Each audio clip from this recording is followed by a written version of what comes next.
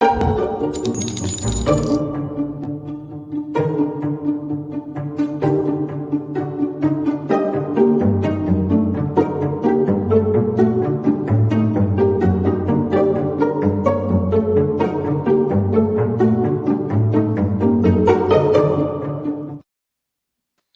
everybody, and welcome to the True Crime Squad. This is Katie Weaver. I'm here with my sister, co host, and partner in crime, Christy Brower. Hello. Hello. Hey, everybody. How's it going? It is good. My brain is fried. My Ugh. eyeballs are tired.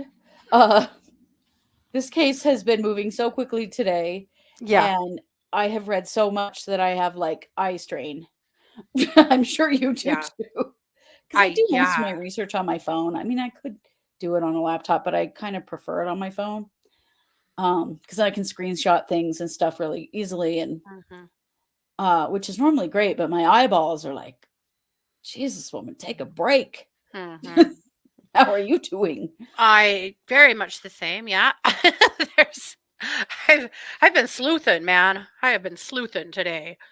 Yeah. Yeah, this is a So we wild started telling one. you guys about this case last night, Wednesday night on Case Updates. Yeah. This happened in Boise, Idaho yesterday. So I'm going to give you a brief synopsis. Then we're going to hop right into the press release. And then uh, we have a lot more to share about this case. So Yeah. this was a prison break of sorts that happened in Boise, Idaho. There is an inmate named Skylar Meade who was in prison. He's been in prison since 2016 in Boise. Part of his charges are for violence on police officers in Twin He Falls, shot a cop. Idaho. Yeah. Yeah. And Skylar has apparently become a member of the Aryan Kings, which is a Nice. or Knights, sorry, which is a white supremacist prison gang in Idaho. And this is his latest Yeah. mugshot. And so the tattoo 111 is matches up with the alphabet to uh, A and K for Aryan Knights. And I'm sure I'm not sure what that penis on his chin is or the rest of them. I don't know. That is But a lot what it looks like, but yeah, I'm not sure either. Skylar, that's not straight. It's not straight. Or your face isn't. I'm not sure. But at Yeah, any it's rate, definitely a little crooked. hmm anyhow, this is his latest mugshot. So Skylar had been in solitary in the prison in their maximumist, is that a word, of max security, and had done a bunch of injury to himself. And it was bad enough that the IDOC officials felt like he needed to be taken to the emergency room. So they took him to a hospital called St. Alphonsus in Boise. In this That's picture, you can kind of see some yeah, of his injuries there. yeah. So they took him in, got him patched up, and took him back out to the ambulance bay to load him into the ambulance to head back to the prison. This was about 2:30 in the morning when a man charged in there with a gun. And the officers initially thought that this was a mass shooting in progress and ran back into the hospital to secure the hospital. Hospital shooting. Dear Yeah.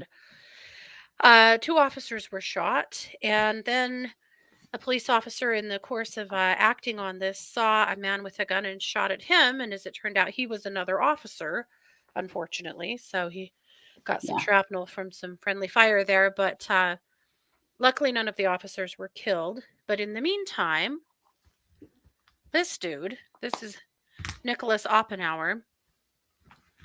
It was Nicholas who came charging in with the gun. And his objective there wasn't to shoot up the hospital at all. It was just to free his pal, Skylar. So Yeah. he loaded him into his car and off they went. And there's been a manhunt for them going on ever since. Yeah. Of course, that was Wednesday, you know, around 2:30 a.m. We all got, they're kind of like an amber alert, but they're a blue alert here in Idaho at around 11 a.m., I want to say, Hmm. somewhere in there. So we've been keeping a close eye on this case because holy shit, that is Yeah. dramatic and things like that just don't really happen around here. So No. No.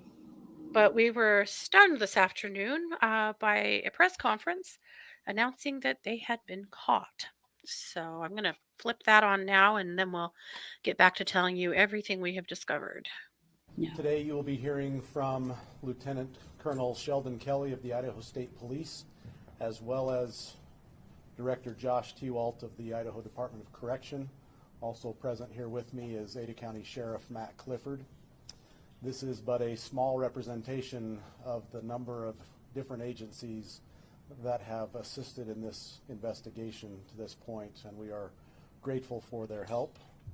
I want to begin today by announcing that right around 2 p.m. this afternoon, following a lengthy investigation, the two suspects who we have been seeking were located in Twin Falls, in the Twin Falls area. There was a short vehicle pursuit, and both suspects were taken into custody separately. There were no shots fired or extensive use of force in this operation, for which we are thankful. Obviously, that just occurred within less than an hour, and so we do not have a lot of details about the arrest right now, but we do have some more information to share with you, and we will be gathering those details and providing them as soon as we possibly can. And we, once again, want to make known Skylar Meade and Nicholas Umphenour are in custody. Would like to turn the time now over to Lieutenant Colonel Sheldon Kelly of the Idaho State Police, because this investigation has grown immensely over the last 24 to 36 hours and has involved a number of different entities and crimes across the state of Idaho. And so to speak to some of those and answer questions as well, Lieutenant Colonel Kelly. Thank you, Chief. Again, my name is Sheldon Kelly. I'm a Lieutenant Colonel with the Idaho State Police. I'm Chief of Operations. First off, I want to thank all the law enforcement agencies across Idaho that have assisted with this. I know it's the Idaho way, but there was an immense collaboration and cooperation all across the state to come to this conclusion. Ever since this incident kicked off, we've had professionals working tirelessly on this issue to get to the point where we are today. Through the course of this investigation, detectives have located the Honda Accord that was used in the escape near Leland, Idaho. Additionally, law enforcement we are investigating two homicides at separate locations in Nez Perce and Clearwater counties. These are potentially tied to this incident. Both homicides involve adult males, and detectives are actively investigating. No further information on the homicides is available at this time, and the county coroner will provide identity as well as the official cause of death on those. Like the Chief said at the end of this, if you have some questions, if I can't answer them, I will. It is an ongoing investigation, and to not taint that, we're not going to be able to share everything. And now I'd like to let the Director of Idaho Department of Corrections, Josh Tewalt, give an update on his folks. Thank you, Colonel. My name is Josh Tewalt. I'm the Director for the Idaho Department of Correction.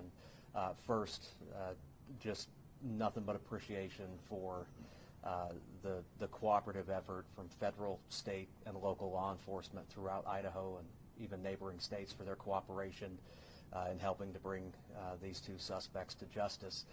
We were able to share the news moments ago with our two staff members who remain in the hospital, and it's safe to say their spirits were lifted.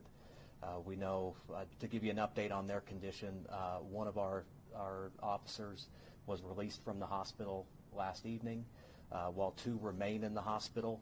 They're stable, improving, and I think with today's news, their spirits are lifted.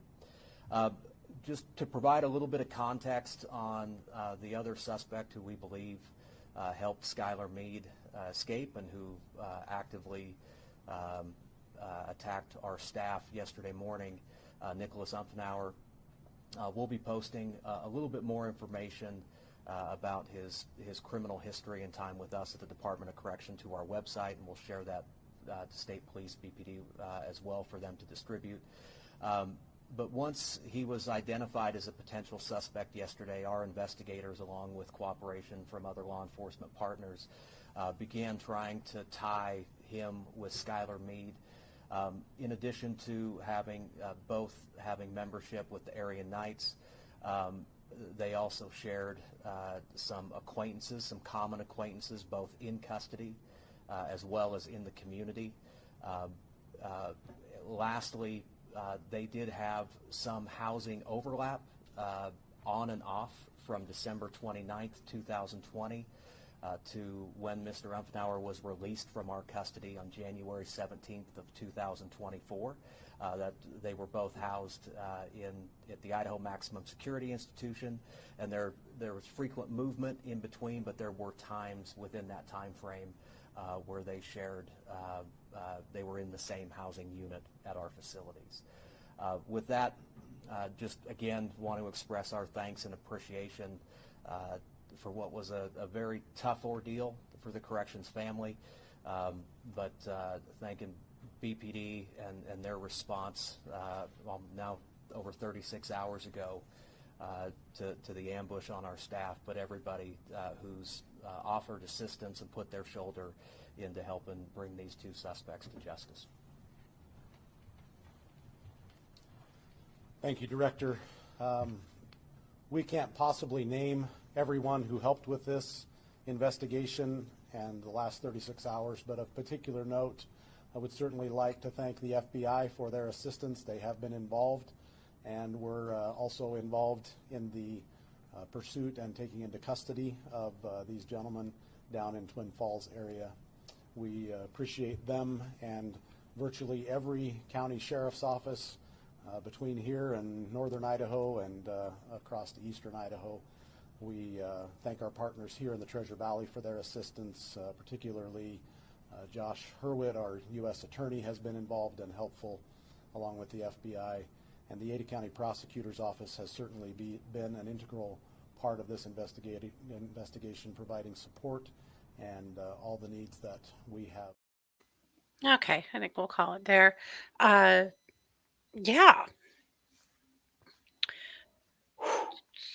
So that's what happened.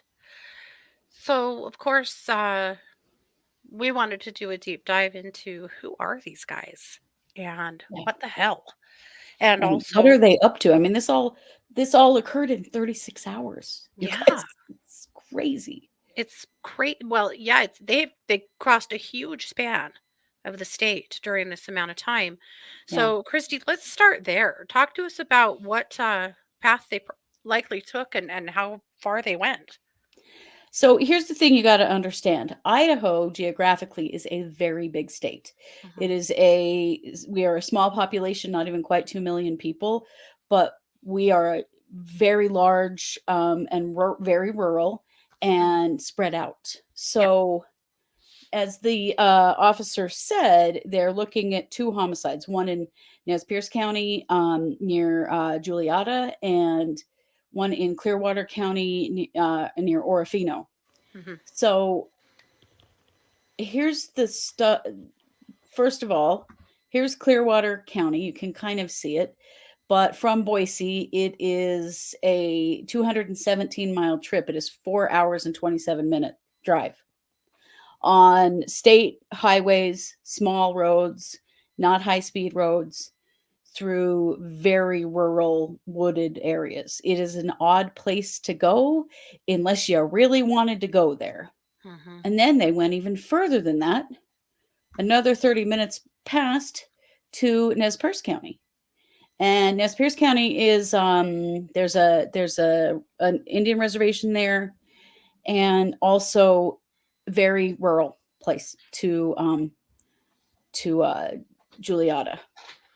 This is near Moscow, where a lot of you guys have been following the Brian Yes. Koberger Yeah. murders. This is near This Moscow. is northern Idaho, which honestly, for most Idahoans, if you live in southern Idaho, northern Idaho feels like actually a different state. Like it's that far away that it's Definitely. not a place that you go a lot, and where with them being on the run, the way that they handled all of this, because then they came back to Twin Falls, Idaho. So Mhm. they came back about 300 miles back to Twin, which is actually not very far from Boise, much Yeah. closer to Boise Mhm. than these other places. Yeah. So why? Why these Why? places? Yeah. So we entered a deep dive. Now, one thing I'm going to say is that there was talk that they were also seen at some point during this path in Missoula, Montana, or in Bozeman, Montana. I haven't been able to substantiate that. I don't know what to think about that. I kind of suspect that was just a I false sighting, but I don't I know. just I don't just think don't so. know. Here's a map. Logistically, it seems impossible. From Clearwater County, Idaho to Bozeman, Idaho is a 6 hour Bozeman, and 41 Montana. minute, or Bozeman, Montana. It's 360 miles. It's a 6 almost 7 hour drive. Yeah. I don't really see them getting to Nez Perce County committing a murder, then back to Clearwater and a murder, or vice versa. We don't know what order, and then Bozeman, and then back to Idaho and back to Twin. I don't even think that's even possible, Yeah. honestly. Yeah. So I bet they weren't. I bet that was a mistake. I don't It's think they kind of what really I'm were seen in thinking Bozeman, too.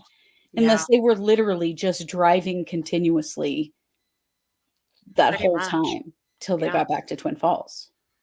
And then maybe they were, but so we don't know. But it was said, so I'm saying it. But we kind of think that was probably false, a false sighting. But who knows? This is all wild. It's all super Hmm. freaking wild. So then we had to ask ourselves, why Nez Perce County? Why Yeah, Clearwater? Why uh back to Twin? Like, why would they still be in the state? To be honest, right? right. If they were just running, why weren't they just getting out of? I mean, they could have been in Canada Maybe easily. if they'd been able to And get into Canada. But yeah. right, but I mean, like time wise, they were Mhm. would have been much wiser to just drive to Canada or literally Yeah. just drive to another state and get the hell out of Idaho. And that is not what they did. So there was a purpose here. Hmm. The police are calling it a coordinated attack, meaning that this was pre-planned. And so there's some big questions for IDOC about how was this pre-planned Right? How did he know at that precise moment to be there? to be at the ambulance bay of St. Al's? Not just at the hospital, but to Hmm. the ambulance bay. How did he know? This guy's been in solitary. How did Yeah. he?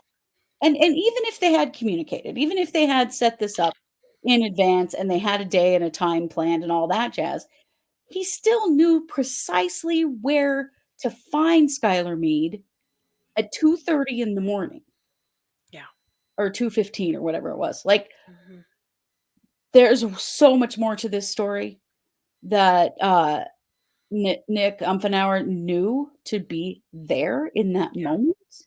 How did that get communicated by somebody Yeah. who's not supposed to be able to communicate like that at all, Yeah. you So know? how? Now Nick has been out of prison since January, just January. Yeah, And as they said in the press conference, they did there were times when they were both incarcerated that they would have been in the same block. So it right. it's very likely that they did know each other while they were in prison. Well, and Anne in the same prison gang. Yeah. So, Yeah. yeah, I mean, they definitely knew each other. Yeah. So we got started diving into their backgrounds because we knew that would give us maybe some answers to our questions. So let me Maybe. tell you a little bit more about what I learned about Nick's criminal background. So Nick, this is what pricked my interest, pricked up my ears. Nick's nearly all of his charges are from guess where? Yeah, Nez Perce County. Yeah. Here's just a handful of his charges. Some of these were dropped or pled down, some of them weren't, but I'll just share some highlights or lowlights with you. Yeah. Malicious injury to property, witness intimidation, threatening, harassing, or preventing someone from testifying in a criminal or juvenile case. Nick had he has a rap sheet from his juvenile days that is as long as your arm. Oh, wow. Unlawful taking of game animals, birds, or fur bearers. That was a felony sentence that he did go to prison for about a year. And, well, Poaching. very 90, we don't know how long, but poaching, yeah.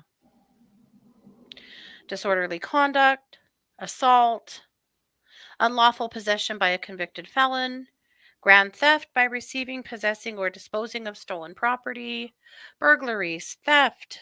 This is all from way earlier days. Burglary, theft, burglary, theft, burglary, theft, malicious injury to property, probation violations, and so on.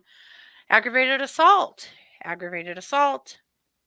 misdemeanor battery, arrests and seizures, resisting or obstructing officers, disturbing the peace, contempt of court, threats and other influence, official or political matters, and so on. Mm. But they were all of his charges are up in northern Idaho, up in the Nez Perce area. So that's And why they went up there. yeah, he went there for a reason, obviously. Mhm. And that is, the Aryan Knights are a prison gang, but Mhm. I mean, northern Idaho is well known for white supremacists. We always have known them as skinheads growing up because I guess because they're all bald. I don't know. But I mean, these guys definitely are, fitting that bill. Yeah. I Yeah. doubt that their white supremacist bullshit started in prison. It started long before that, particularly for Yeah. Nick. Well, I mean, obviously these guys have gone down a really, really hard road. Nick also apparently had spent some time in Florida Hmm. and went to college in Florida briefly, it looks like. I just want to show you a picture of him from 2015 from his Facebook page. We don't have an updated mugshot for him. As soon as we do, we'll post it on our socials. This was Nick in 2015. Okay. This is Nick in his most recent mugshot. What's Yeah. missing? All of his hair. Yeah. He shaved it all off for some reason. Let's think about Weird. that for a minute. I can't figure it out. Yeah. Mhm. So, Christy, give us a rundown of the criminal history of Skylar. So Skylar appears to be from Twin Falls, Idaho, although I don't have total history from that. What I have is criminal records beginning in 2010 from Twin Falls County, Idaho. And that's actually where all of his criminal record is from. He was initially charged with a misdemeanor failure to purchase driver's license in 2010. Then we go to 2016, where he was arrested for misdemeanor controlled substance possession. And then, sorry, my computer just... And then that's when the big stuff started happening with him in Twin Falls County. He had a major incident on November 4th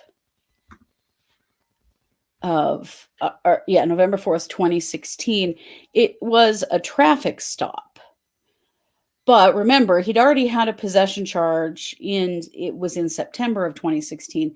So now this is November of 2016, started as a traffic stop. He fled, went on somewhat of a high-speed chase with the sheriff's office, with sheriff's deputies in Twin Falls County. He fired at them and actually shot a captain in the Twin Falls Sheriff's Department. He was eventually caught and he was charged with fleeing or attempting to elude, controlled substance possession. These are both felonies.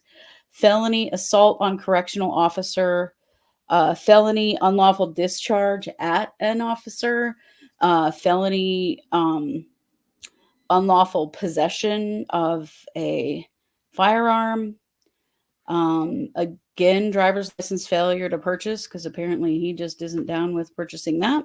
Mhm. and then 4 felony counts of weapon unlawful possession by a felon. Oh, So wow. these are the things that yeah, this was a huge incident in Twin Falls. And this is what he has been serving 20 years, a sentence of 20 years in prison Yeah. for that incident. Since then, he has had some charges for contraband. And he also has had something, and I can't find what it is, but something that was an appeal that went to the Idaho Supreme Court Wow. while he's been in prison. I'm not sure what it is. I've got to do a lot more research on that because in his portal, there's really little description of it. Mhm. It doesn't appear that went anywhere, but something was being appealed. Mhm. Interesting. He's still in prison though. He was supposed to be in prison until 2036. Obviously, now it's going to be forever because if they are convicted of the murders of these 2 men, plus the felony escape, Mhm. which is his current Yeah. new charge. Mhm.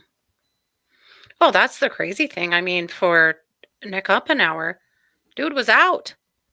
He was Oh, out. yeah. He'd done his time. And now he's going to go back for life. Yeah.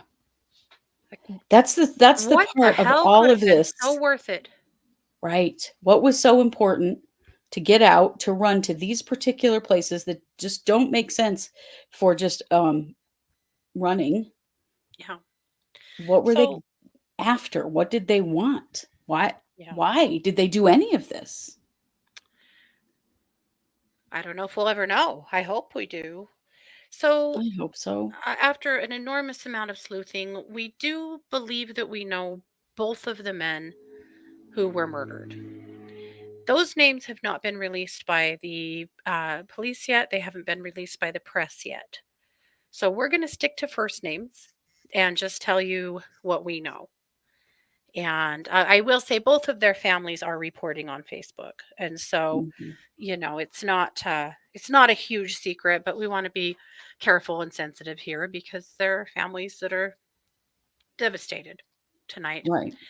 by this news. So, and we don't know what their first stop was and what their second stop was. Yeah, we don't know what order this all happened in. But I think let's So start strange. in Clearwater. Okay. So, and that's in Orfino or Yeah. the Orfino area. And Mhm. apparently, Nick showed up recently at the cabin there of an older gentleman named Dahn, who he has known from the past. We're unclear what his connection to Dahn is, but it does appear that he and perhaps his partner did know him at some point, or he maybe even stayed with them at some point, from what we can gather. So we do have some feelers out on that, and hopefully I'll have a better answer about that soon about how they actually knew him. But they knew this boy. Yeah. So apparently, about a month ago, he actually had hiked up into this gentleman's cabin and surprised him, and he was really surprised to see him. And sat for a cup of coffee for about an hour, and then left. And And that would have been only a month since he'd been released from prison. yeah, yeah.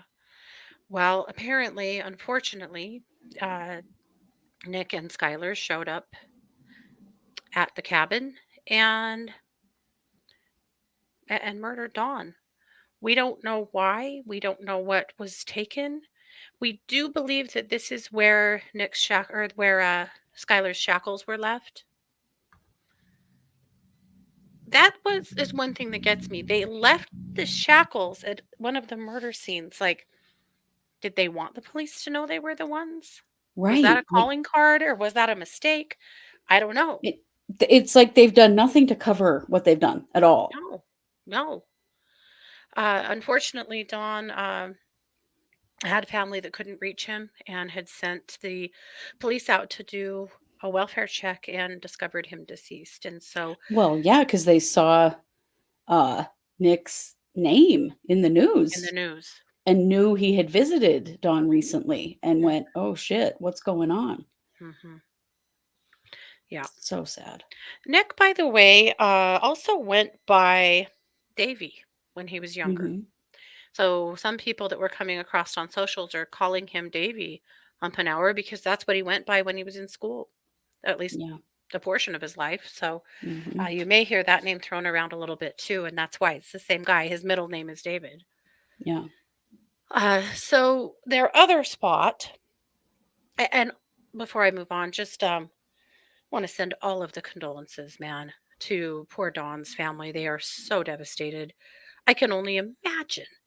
I can't imagine, and I hope I never do. But my God, what a shock and how terrible! Well, This and was just Dawn, a good man living his life. He didn't deserve this at all. So we no, don't know obviously what beloved by they his did there. community. Yeah, Right. And so Dawn and his partner were living apart. His partner, I think, is in Seattle, and Dawn was preparing to move from Idaho yeah, it sounded like it. to be with his partner. Yeah, it sounded like it. So just a huge tragedy and so uncalled for. And I don't know how old Don was, but he was a more elderly gentleman. Yeah, he was a But little older guy, probably 60s, I would imagine I from the would imagine, pictures. yeah. Yeah. So, as more information comes out, we'll probably share a little bit more about what we've learned on that situation. But we want to be careful and sensitive here. Hmm. Then moving on to Nez Perce County, there was a gentleman who went out yesterday on his daily walk. He usually goes out around 10 a.m. and takes a walk with his dogs. Oh, let me get back to my notes here. Oh, Yeah, his name is James. hmm. And James went out with his dogs on his walk. He drives his 2019 Chrysler Pacifica. It's a like dark gray, kind of a minivan Hmm. or like small SUV. And he usually goes out with the dogs and walks every morning on a walking trail out in that area. Well, he never came home for lunch or for dinner, and the sheriff was called, and a missing persons alert went out. He's he's 83 years old, and so there's worry when a guy doesn't come back, especially of that age. And Yeah.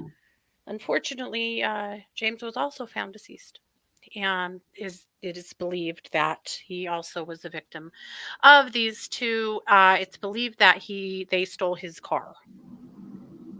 So there doesn't seem to be a connection. We don't know that they knew him. We don't know that they didn't, but we don't know that they knew him. Right. It doesn't appear that they did.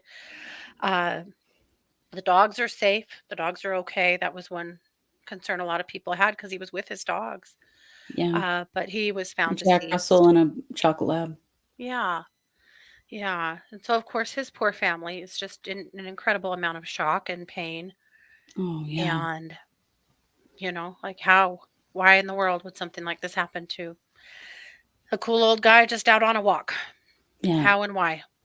And they drove through Clearwater County to get to Nez Perce County and then back through Clearwater County to get back to Twin Falls. So Yeah. we don't know, did they kill him and take his car and then go up to Nez Perce to Orofino, or did they do this on the way back down? That's one thing that is not clear at all right now, Yeah. We don't know because the apparently path. going to Dahn was maybe their main objective, And what guessing. did they steal from Don?